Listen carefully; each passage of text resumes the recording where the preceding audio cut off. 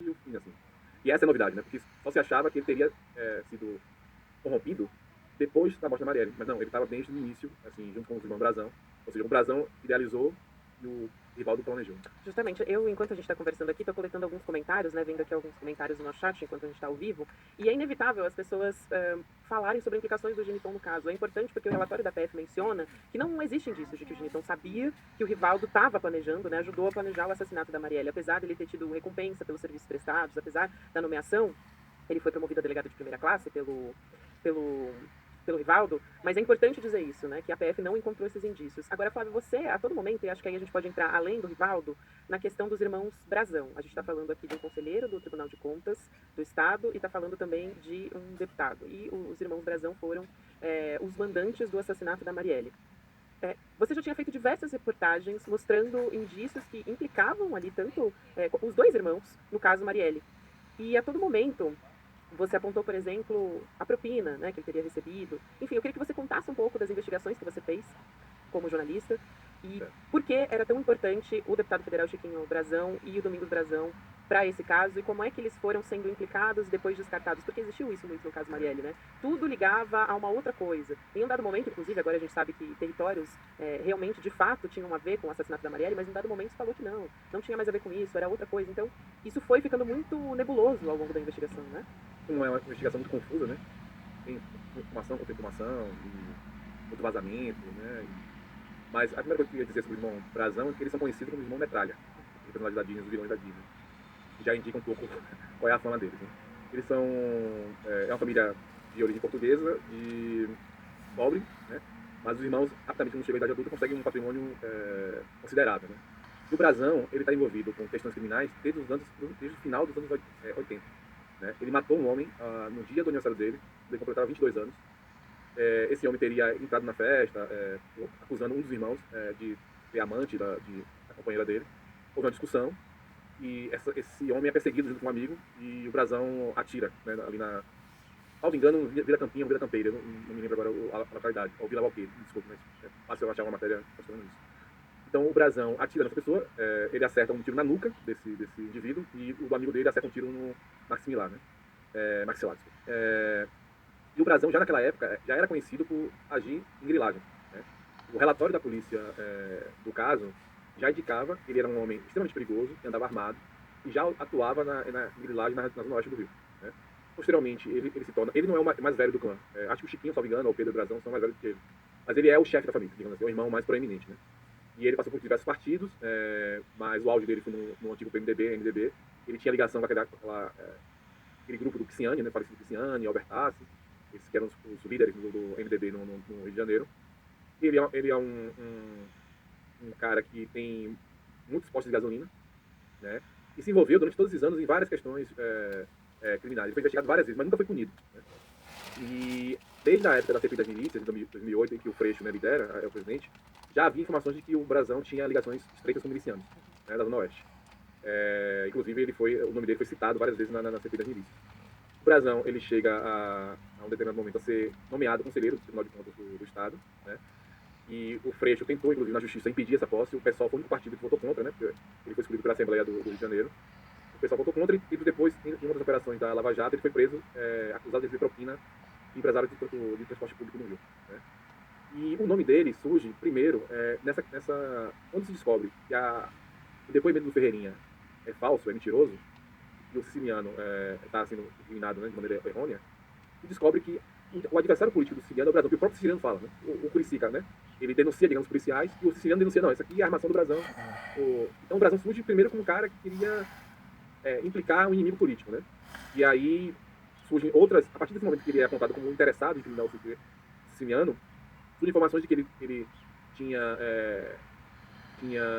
inimizades com o Freixo, e a Marielle, né, era a pessoa mais próxima do Freixo, digamos assim, fora a família dele. Foi assessora de Então, 10 anos. isso. Havia suspeitas que o Freixo teria ajudado o Ministério Público Federal nas operações Lava Jato e a Marielle teria participado de uma reunião. Que essa informação chegou ao Brasil. Então isso foi ventilado como uma espécie de vingança. Né?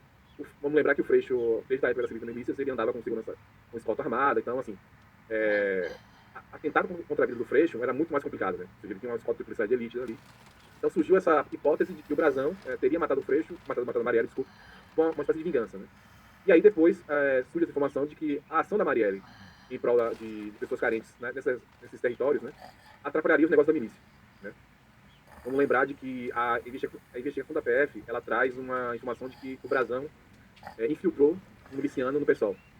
E esse miliciano começa a passar informações sobre a rotina da Marielle, e ele começa a dizer que a Marielle se reúne com pessoas dessas comunidades, instando elas a resistir a ação da milícia. E o Brasão teria ficado muito, os irmãos Brasão, o Chiquinho, né, que era vereador, né, junto à Marielle, e o Domingos Brasão, que é o líder da família, teriam ficado muito irritados, né, com essa ação política da Marielle. Que inclusive chegou a rejeitar um PL. Isso, que aí tem o Chiquinho, tem toda essa discussão na Câmara, e aí a PF aponta nesse momento para essa principal razão, digamos assim. Eu acredito que a realidade não é um romance policial, né? Um romance policial sempre tem aqui o motivo bem certinho, bem delineado, né, do vilão, né?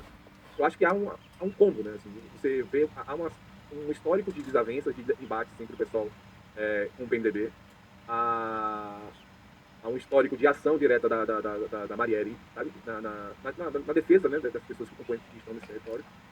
E também o próprio Lessa fala, né, que talvez o Laerte, que é o infiltrado, teria exagerado um pouco, até para justificar a presença dele, exagerado um pouco os relatos do Brasão.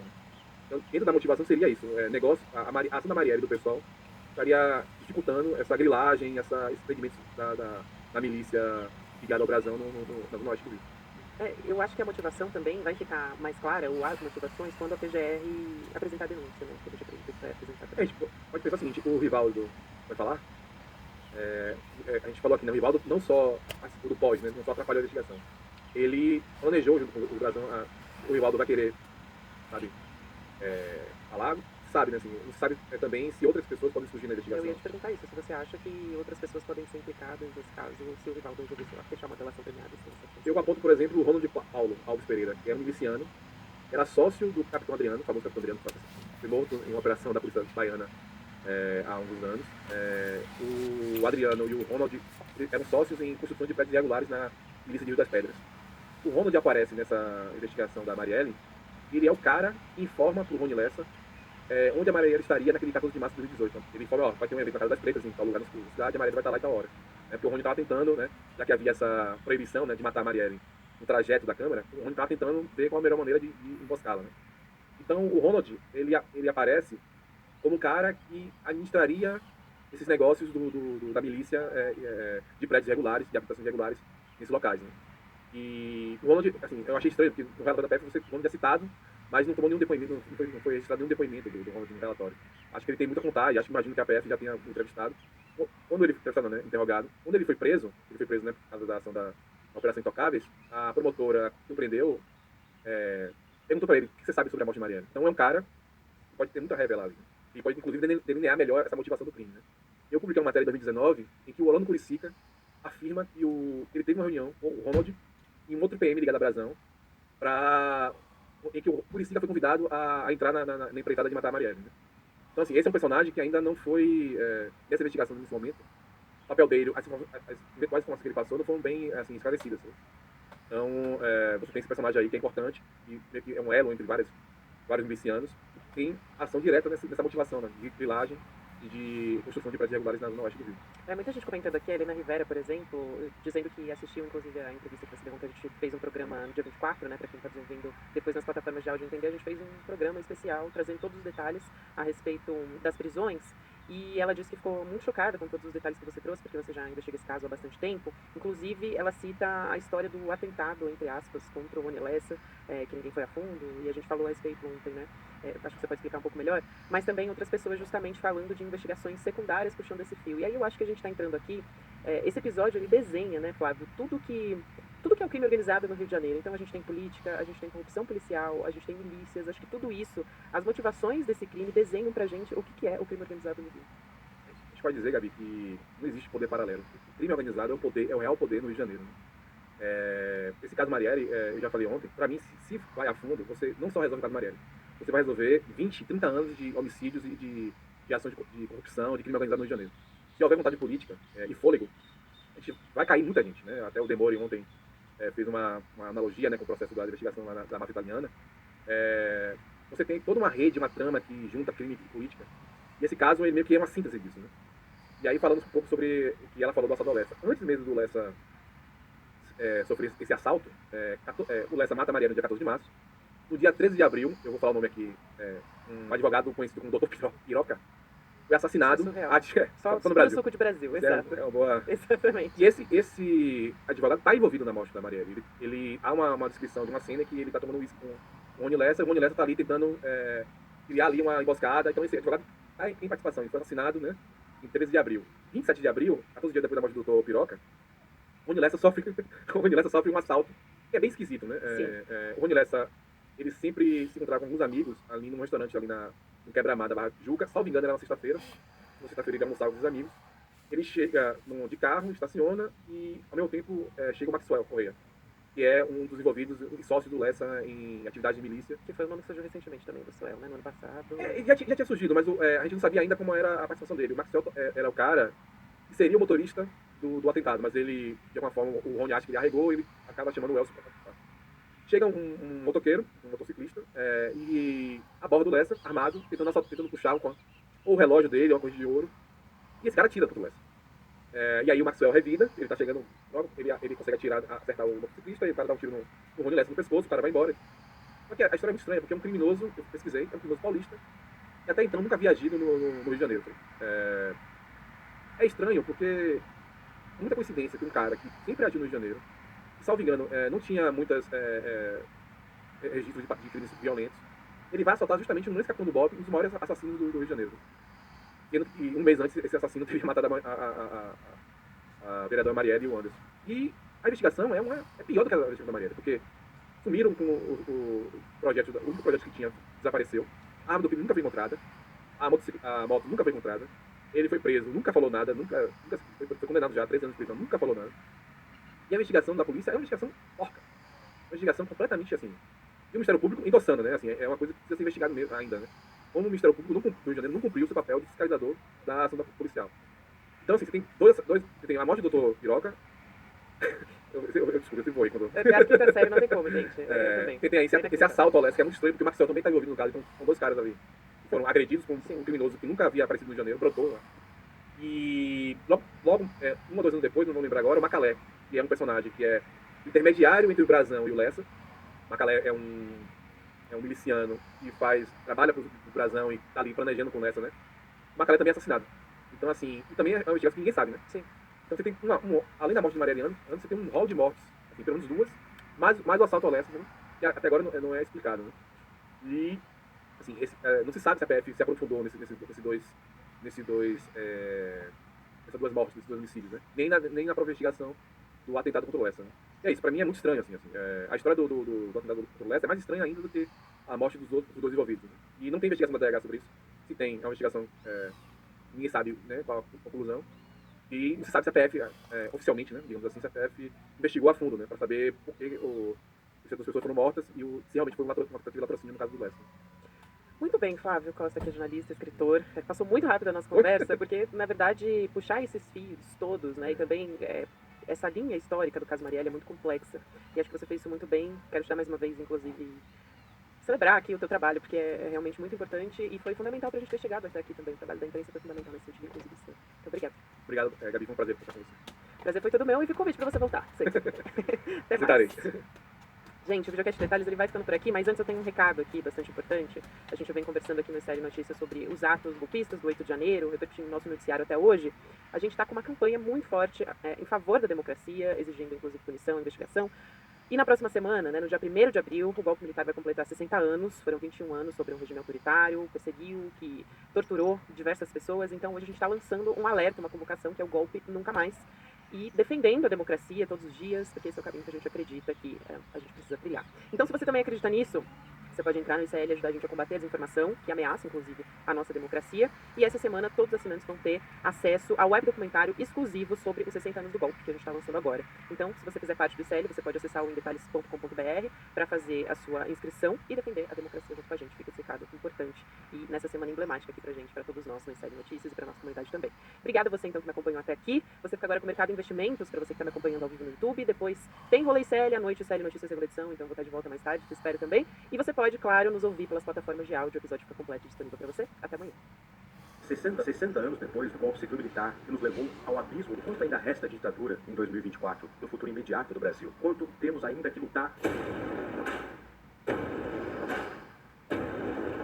É porque essa articulação golpista repetiu-se na era Bolsonaro, com a diferença de que o golpe fracassou. Esse temor do comunismo não utilizando até hoje é o mesmo método, a mesma coisa. Manipula a sociedade, informações. A história ensina que, sem memória, não há futuro.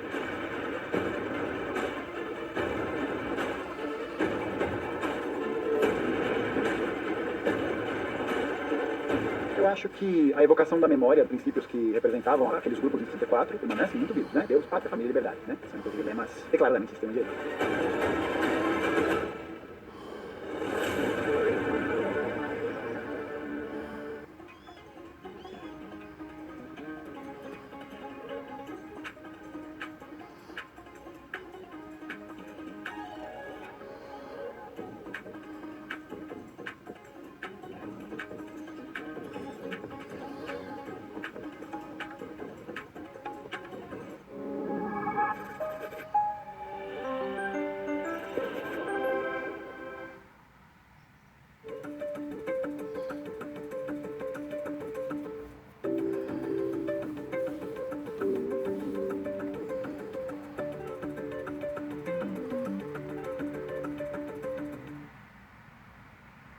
Bom dia a todos, bom dia a todas, sejam todos muito bem-vindos a mais um programa ICL Mercado e Investimentos. Hoje eu estou sozinho aqui, mas a Débora vai apresentar de casa hoje, então a gente tem agora bastante coisa para começar a comentar. A gente vai falar dos mercados asiáticos, como eles amanheceram, por que teve essa queda aí agora de manhã, que todos os mercados estão bem apreensivos. Vamos falar da construção civil aí, que apresentou um dado de queda, mas com perspectivas boas de futuro. Vamos falar também aí da nossa arrecadação fiscal. O Haddad falou aí um pouco aí sobre a situação brasileira, mas antes de tudo, vamos passar aí para a casa da Débora aí para a gente falar um bom dia para ela. Bom dia, Débora, tudo bem com você? Bom dia, André. Bom dia a todas e todos que estão nos assistindo aí em casa. Hoje, segunda-feira, também é dia de conhecer as expectativas aí do mercado para a nossa bolsa. O mercado continua otimista e mesmo do fim da semana passada, tem um pouco balançado aí os mercados, mas nosso mercado continua aí otimista em relação à alta da bolsa nessa semana que é mais curta. A gente vai também explicar um pouquinho para vocês aí como é que estão essas expectativas hoje. Ótimo, Débora. Então já vamos passar então agora para a gente falar aí da agenda do dia, né? Então, Débora, o que o nosso telespectador pode esperar aí durante esse dia, nessa manhã? Ela é bem permeada aí por vários dirigentes de Banco Central se pronunciando e falando ao longo do dia. A gente tem a presidente do Banco Central Europeu a Christine Lagarde, falando, participando de alguns eventos ali em Luxemburgo, hoje durante o dia. A gente tem outros dirigentes também do Banco Central dos Estados Unidos, do Fed, falando também ao longo da manhã. Mas a gente tem aqui no Brasil, né, o índice de confiança da construção civil, que a gente vai falar aqui com mais detalhes para vocês. A gente tem o INCC de março também sendo divulgado pela FGV, ambos índices da FGV. Na verdade, os três índices são da FGV, porque hoje também saiu o IPCS da terceira quadricemana de março. E aí, na sequência, como eu falei, a gente tem o dia permeado por, basicamente, dirigentes do Fed se pronunciando. A gente tem também dirigente do Banco da Inglaterra falando hoje. Mas a gente tem dois índices importantes saindo nos Estados Unidos ao longo da manhã, que um deles é do Fed de Chicago, que é o índice de atividade nacional, e o outro é as vendas de moradias novas, que pode aí trazer alguma indicação, algum indicativo de como é que está o mercado de construção nos Estados Unidos. Esse dado também normalmente é bastante olhado para ver o ritmo de atividade econômica. Depois, no fim do dia, a gente tem a balança comercial semanal, algo que também já é bem esperado na segunda-feira. Normalmente sai junto com o relatório Focus, mas o relatório Focus agora está sendo postergado para terça. A gente tem alguns balanços importantes hoje também sendo divulgados, mas isso só depois do fechamento. Tem a Equatorial Energia, Casas Bahia, Grupo Soma e Minerva, hoje divulgando seus resultados trimestrais. Então, um dia mais voltado aí para pronunciamentos de dirigentes dos bancos centrais de uma forma geral, de uma forma global, os balanços corporativos, né? Então, aí o radar corporativo deve ficar um pouco mais recheado, e a gente tem o índice de construção, o índice, na verdade, da confiança de construção, que a gente vai falar daqui a pouquinho com vocês. Ótimo, Débora. Vamos então já passar aí para o nosso giro de mercado, né? A gente tem a nossa notícia do dia aí que já está na tela, aí, icleconomia.com.br, porque a gente teve aí essa manhã marcada aí por bolsas operando aí no vermelho. A gente tem então, um mercado bem enfraquecido nessa manhã, né? Muitas coisas, divulgação de dados aí que vão sair da China, expectativas de outros dados que vão sair essa semana. Mas, Débora, vamos já passar aí e falar um pouco da Ásia, aí, de tudo que está acontecendo? Os mercados asiáticos hoje, eles abriram mais em tendência negativa, um pouco respondendo a Nova York na sexta-feira, porque Nova York a gente teve um fim de semana, né, um final da semana mais negativo. O Brasil também ficou aí bastante negativo no final da semana. A gente quase perdeu o patamar positivo que a gente tinha conseguido alcançar ao longo da semana nos últimos 2 dias. Nova York virou para o terreno negativo na sexta e acabou contagiando um pouco a Ásia. Mas a gente tem outros fatores lá na Ásia que também estão ali impulsionando, impactando o mercado, mas na verdade impulsionando e puxando para baixo, né? Seria aí um impacto mais negativo. Um deles é o Nikkei 225, ele teve uma queda um pouco mais acelerada hoje, ele caiu 1,16%, e ele foi muito puxado ali por correções. O Nikkei 225 ele passou ali alguns dias renovando recordes, aí a gente teve a divulgação de política monetária do Japão, que acabou também ali trazendo uma incerteza de como é que o mercado iria reagir a isso, porque foi feriado no dia seguinte. Depois o Japão retoma ali a sua bolsa, né, as suas atividades com alta, e depois ele passa a ter correção. Então ele renova a máxima um dia depois de ter divulgado ali a política monetária, né? Eles subiram a taxa de juros, algo que o Japão não fazia há 17 anos, e aí depois ele passa a ter correções, porque ele renovou tantas máximas, né? Ele chegou num ponto ali que o mercado resolveu realizar os lucros, realizar os ganhos. Então o Japão caiu bastante com essa correção, porque ele persistiu ainda no terreno positivo por bastante tempo depois de renovada a máxima. Já o Xangai Composto, a gente vai ver ele daqui a pouquinho na abertura do mercado, ele foi para o terreno negativo ainda, sob ali cautela do mercado. O mercado está com bastante expectativa e um pouco ansioso pelos dados econômicos que vão sair da China, e aí o mercado começa já a se ajustar, a tentar buscar ali uma posição mais confortável para tentar esperar esses dados econômicos que saem ali ao longo da semana. E são dados importantes, a gente tem o PMI, a gente tem outros indicadores, né, como o lucro industrial também sendo divulgado durante a semana, então o mercado já está se posicionando para receber esses dados. E no geral a semana é mais curta por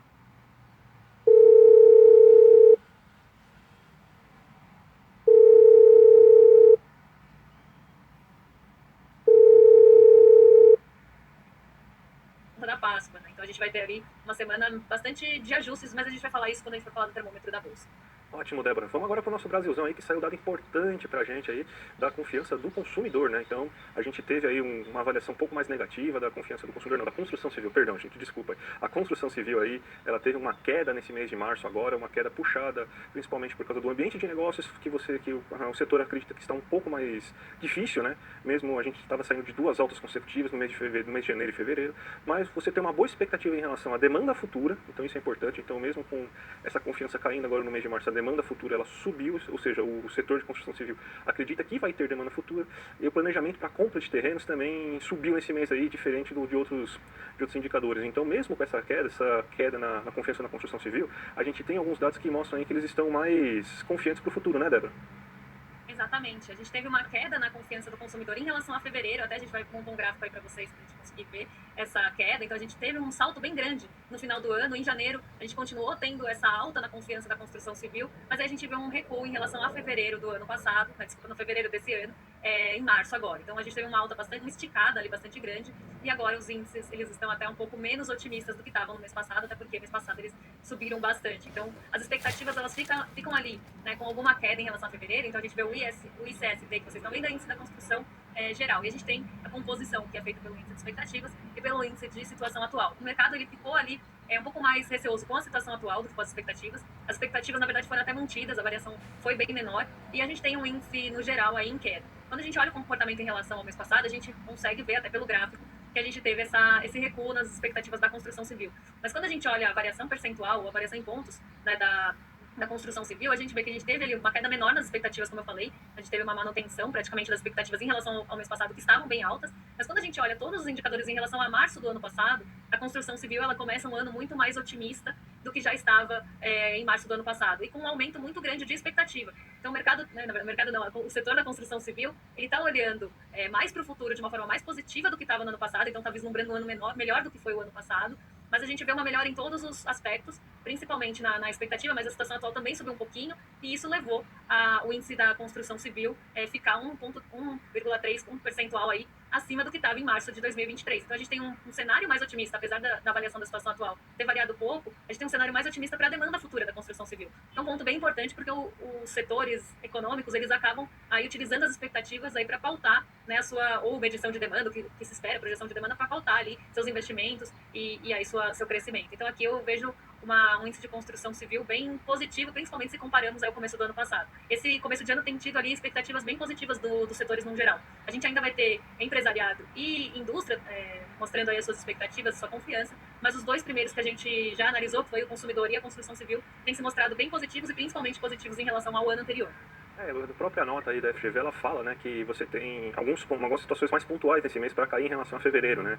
Você tem aí uma taxa de juros ainda muito elevada, então uma das coisas que está fazendo essa demanda futura, essa expectativa por demanda futura, é a perspectiva de que você vai ter uma queda na taxa de juros, né? Justamente resultado da queda da Selic, que é a que baliza as demais taxas de juros, e também um problema aí de questão de renda, né? Mas a gente sabe que a renda do brasileiro vem aumentando aí nos últimos meses, desde o final do ano passado, né? Então acredito, Débora, que seja um negócio muito pontual aí do que vai acontecer. Agora vamos falar do nosso assunto preferido, Débora, Débora, que é justamente a arrecadação fiscal, déficit, superávit, né? Aí você teve algumas falas importantes aí do Haddad, tratando aí do tema, né? Falando que você teve essa arrecadação recorde e um sacrifício, vamos dizer assim, né? Porque o governo foi lá e abaixou e bloqueou o orçamento, algumas rúbricas, né? Algumas medidas do orçamento, né? Isso daí faz com que você tenha, então, um déficit dentro da meta que é esperada aí para esse ano, né? O Haddad ainda quer fazer com que você tenha, então, você tem então um déficit zero para esse ano de 2024, né? O que vai ser então tanto quanto desafiador, que mesmo com a arrecadação em alta nesse momento, a gente tem ainda vai ter a necessidade de fazer maiores cortes. Isso aí pode afetar inclusive a arrecadação futura, né? Se vocês verem aí quais são os ramos que você teve aumento da arrecadação, é principalmente sobre massa salarial, que a massa salarial aí está crescendo aí bastante, né? A gente viu a evolução dos dados, e você também tem uma elevação bastante considerável nos impostos que estão sendo recolhidos da indústria, dos serviços, justamente por causa desse aquecimento da economia. E isso aí veio justamente de um ano de 2023 com um bom resultado econômico e com a economia do setor urbano melhorando. Então, a gente pode até ter problemas de arrecadação futura por esses bloqueios, né, Débora? Exatamente, né? Quando a gente tem, né, esses cortes, a gente está deixando de arrecadar, né, no futuro. E a gente teve uma arrecadação recorde aí justamente porque a gente teve principalmente essa massa salarial vindo aí mais forte, fatores ali de renda também, né, contribuindo com isso. E a gente está vendo aí esses cortes, a gente sabe quem normalmente se prejudica com isso também, esses bloqueios e possíveis cortes que possam vir. Algo aí para se olhar de perto, e a Haddad aí de novo aqui acenando bastante para o mercado, né? O mercado até fica bastante feliz quando tem algum componente do Ministério da Fazenda, por exemplo, indicado para a Petrobras ou algo assim, justamente por todos esses acenos que o Haddad vem fazendo aí ao longo do primeiro ano de governo. É bastante aceno para o mercado mesmo, né? Toda hora parece aí que precisa fazer corte, como se você não tiver, como se você ter essa arrecadação aí muito boa aí não garantisse aí no final do ano, ou pelo menos daqui a um tempo, né? A gente não pode falar que talvez no final do ano conseguiria zerar o déficit só com esses aumentos de arrecadação, mas talvez para o próximo ano você conseguiria aí sem realizar esses cortes. Mas o Haddad acredita que é preciso zerar esse déficit nesse ano, ele prometeu, e quando você promete algo para o mercado, ele acaba enchendo o seu saco até que você cumpra, né? O problema é se ele não conseguir, qual que vai ser o tamanho da decepção em relação a isso, né? Qual vai ser a pressão que ele vai acabar sofrendo em relação a isso, né? Mas já que a gente está falando do nosso amigo mercado, Débora, a gente não sabe aí como o mercado passou seu fim de semana, porque o foco está saindo agora toda terça, né? Por causa de situações lá do Banco Central, que eles estão fazendo algumas exigências, estão fazendo algumas paralisações lá por causa da questão trabalhista deles, mas a gente tem o termômetro da Bolsa, né? Então vamos colocar aí na tela o termômetro da Bolsa para a Débora poder explicar para a gente melhor aí o que a Bolsa os agentes esperam para a Bolsa essa semana. Olha, eu acho que o mercado espera, acho que o mercado foi a festival, o mercado curtiu música nesse fim de semana, porque ele está bem otimista com a nossa bolsa. Já estava muito otimista na semana passada, esse otimismo até diminuiu um pouco entre a semana passada e essa. Até falei que o mercado estava sendo otimista demais, eu que, né, sou um pouco talvez mais pessimista, que o mercado ali para 60% de probabilidade de alta. E imaginei, e sem expectativa de queda aqui, imaginei que o mercado estava sendo muito otimista na semana passada. E a gente estava enfrentando vários desafios aqui no nosso mercado, a gente tem todo o impasse dessa rusga do mercado com a Petrobras, então isso já traz a bolsa aí para baixo devido ao peso da Petrobras. E a gente tinha uma semana importante com vários indicadores sendo divulgados, semana de super quarto, então eu achei que o mercado estava bem otimista, com 60% de expectativa de alta. A alta se concretizou, mas foi por muito pouco, porque a gente estava na quarta-feira com um acumulado de alta de 1,88, né, na semana. E aí a gente cai para 0,23, porque nos 2 últimos dias da semana, depois da super quarta, porque até então a expectativa era pela super quarta, depois da super quarta essa expectativa vai se esvaindo, porque a gente não teve aquela sinalização que se esperava do nosso Banco Central. A dos Estados Unidos até surpreendeu, mas a sinalização do nosso Banco Central deixou o mercado bem certo, ali, bem em dúvida, né, do como vão ser as próximas conduções de política monetária, porque até então vinha se sinalizando cortes de 0,5% nas próximas reuniões, esse plural sumiu, então o mercado já deduziu que na próxima reunião a gente tem ainda corte de 0,5%, mas depois não se sabe. Né, depois a gente pode ter ali cortes menores do que 0,5 ponto percentual, ou até mesmo não ter cortes. Então o mercado começou a ter essa incerteza grande, a nossa bolsa foi ali por água abaixo, e foi por muito pouco que a gente não zerou esse ganho e não foi para o terreno negativo. A gente fechou a semana com 0,23, mas ainda assim aquele mercado bem otimista de 60% conseguiu acertar a bolsa e o comportamento da bolsa na semana. Para essa semana, o mercado está um pouco menos otimista, mas ainda assim está otimista, porque 42,86% dos agentes entrevistados espera ali que a gente bate alta na bolsa essa semana, depois de uma semana bem difícil, uma semana marcada aí por divulgações importantes também. Então a gente tem alguns indicadores da China,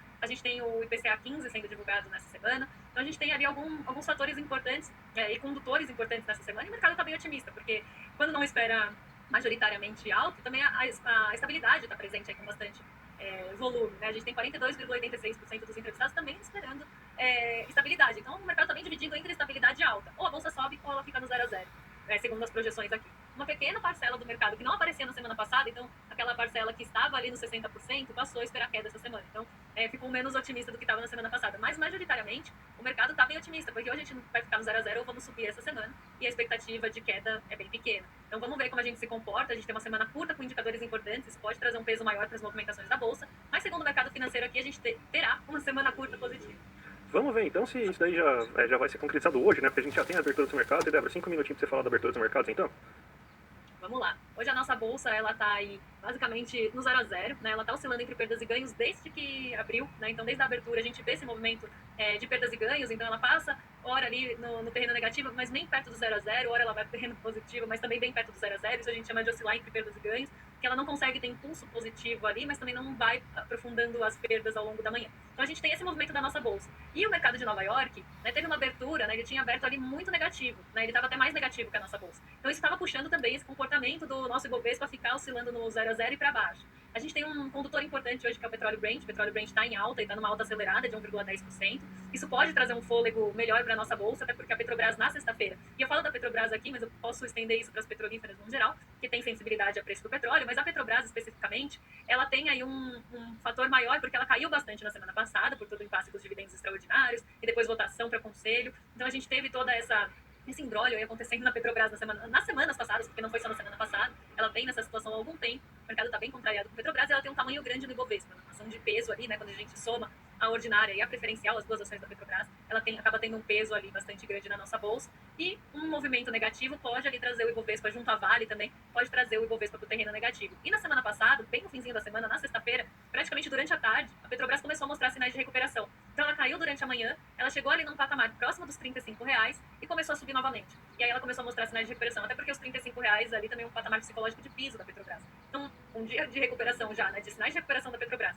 junto a uma alta de 1,18 agora do petróleo Brent, isso pode trazer um fôlego positivo para o nosso índice, que agora está mais na contramão de Nova York, que Nova York continua aprofundando as quedas. E principalmente aí a gente tem um movimento de correção nas bolsas de Nova York, que elas subiram bastante na semana passada. A Nasdaq até conseguiu se descolar dos outros índices na sexta-feira. Ela manteve o fôlego, ficou no terreno positivo e renovou a máxima, enquanto o Dow Jones e o S&P já estavam passando ali por um movimento de correção.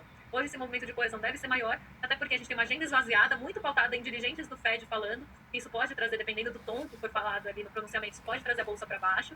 E a gente tem um outro ponto também, são os indicadores que saem que acabam ganhando peso. E caso eles contrariem alguma expectativa do mercado, eles também podem trazer a bolsa para baixo. Então, 3 pontos que podem afetar Nova York hoje: a correção dos índices depois das altas renovadas, os dirigentes do Fed dependendo do tom que eles forem falar ali ao longo do dia, e também aí a gente tem os indicadores que acabam ganhando peso num dia de agenda mais vazia, e ali indicadores que mostram o ritmo de atividade econômica, que é justamente o que os Estados Unidos estão olhando nesse momento. Então a gente tem esse movimento aí nas bolsas de Nova York. E o Xangai Composto e o Nikkei 225 já expliquei, a cautela da China e a correção também depois de renovados recordes do Nikkei. E hoje a gente tem ali o dólar em queda, porque ele também atingiu um patamar importante na sexta-feira de R$5. Eu sempre falo que esse é um patamar difícil ali para ele furar para cima, então ele deve bater nesse patamar e ter uma correção também, um ajuste para baixo, é o que está acontecendo hoje. E a nossa bolsa também está subindo levemente, pode puxar também o dólar para baixo, principalmente se a gente tiver essa alta ao longo do dia puxada pelas commodities, empresas ligadas a commodities. Isso normalmente também fortalece aqui nosso real. E a gente tem o DXY no mesmo movimento, então o índice de moedas, né, que mede o dólar frente a moedas fortes, aí a seus pares, a gente tem queda também. Então o dólar enfraquecido tanto em relação aqui ao nosso real como a seus pares. Um dia aqui mais negativo em Nova York, nossa bolsa entre perdas e ganhos aí com algum fôlego tentando ser puxada pelo preço do petróleo e ações de petrolífera, mas no geral aí o cenário é esse, né? Oscilando entre perdas e ganhos e dólar em uma queda um pouco mais